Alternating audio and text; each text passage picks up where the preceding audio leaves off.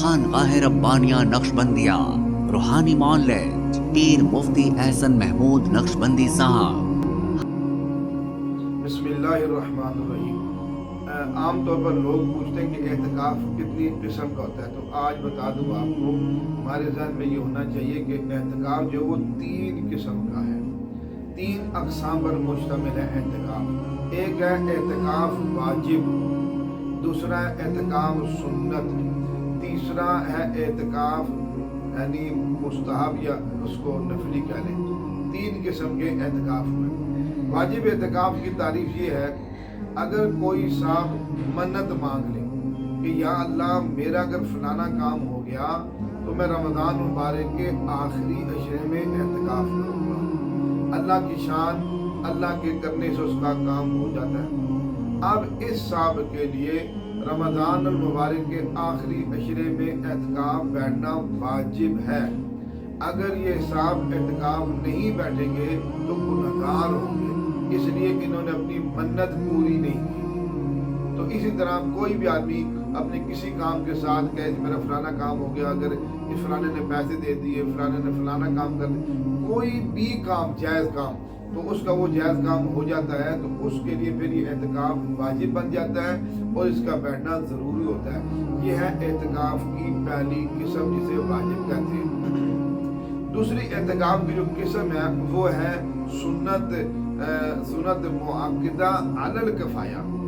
سنت مؤکدہ علی الکفایہ یعنی سنت مؤکدہ علی الکفایہ اس لیے ہے کہ آپ کی جو مسجد ہے اور اس کا جتنا محلہ لگتا ہے، اب اس پورے علاقے میں سے وہ جو اس مسجد کو محلہ لگ رہا ہے، اس پورے علاقے میں سے یعنی جہاں تک کہ وہاں سے اس مسجد میں نمازی پہنچ گئے ہیں، ان سب کے لیے ضروری ہے کہ ان سب میں سے ایک بندہ کم از کم آخری عشرے میں اعتکاف بیٹھے، کم از کم ایک آدمی۔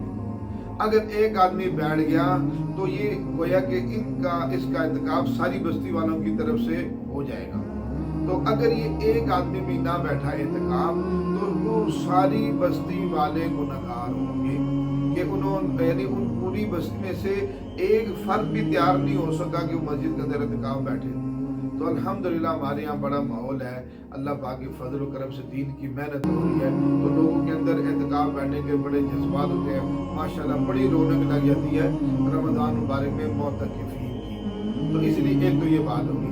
دوسری کہ سنت اعتکاف یہ کہ حضور پاک صلی اللہ علیہ وسلم نے فرمایا اس سنت اعتکاف کا جو وقت ہے وہ 20 رمضان المبارک کو یعنی روزہ کھولنے سے قبل، یعنی روزہ یہ جا کے افطار مسجد میں کرنا، گھر میں نہیں کرنا۔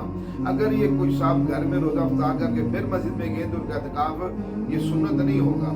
تو روزہ یعنی مغرب سے قبل، افطاری سے قبل مسجد کے اندر پہنچنا، اور عید کا یعنی چاند رات کو جب عید کا چاند نظر آ جائے پھر اس کا یہ اعتکاف ختم ہوتا ہے، اس کو کہتے ہیں سنت اعتکاف۔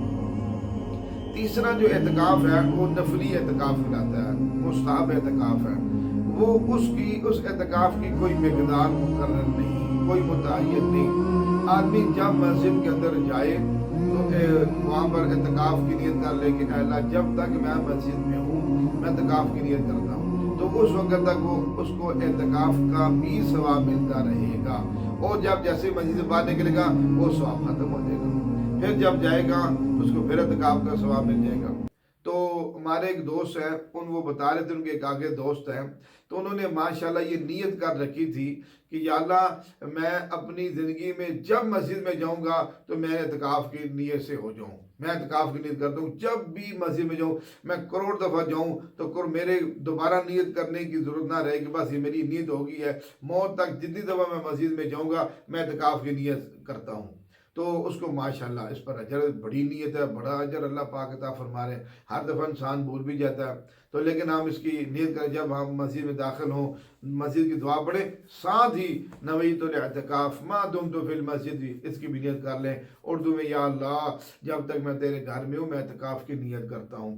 اس کو نفلی اعتکاف کا بھی ثواب ملے گا۔ تو نفلی اعتکاف کی مدت ٹائم اتنا ہی ہے جتنا آپ مسجد میں ٹھہرے ہیں۔ سنت اعتکاف کے جو ہے نا وہ 10 دن ہے تقریباً، اور جو واجب اعتکاف ہے اگر آخری شرے کا کیا تو اس کا بھی پورا ٹائم ہے، پوری ترتیب کے ساتھ یہ کرنا پڑے گا. تو یہ اعتکاف کی 3 اقسام ہو گئی. تو جو رمضان مبارک میں ہے وہ اعتکاف سنت اعتکاف ہے، اور جو نفلی اعتکاف ہے اس کا کوئی وقت مقرر نہیں ہے، وہ پورا سال آپ اس اعتکاف کو کر سکتے ہیں، اس کی پابندی کر سکتے ہیں. تو دعائے کہ اللہ جل شان ہو ہم سب کو سمجھ کر عمل کرنے کی توفیق نصیب فرما دے. وآخر دعوانا ان الحمد للہ رب العالمین. ہمارے ہاں جادو، جنات، بندش اور نظر بد کا شافی علاج قرآن و سنت کی روشنی میں کیا جاتا ہے.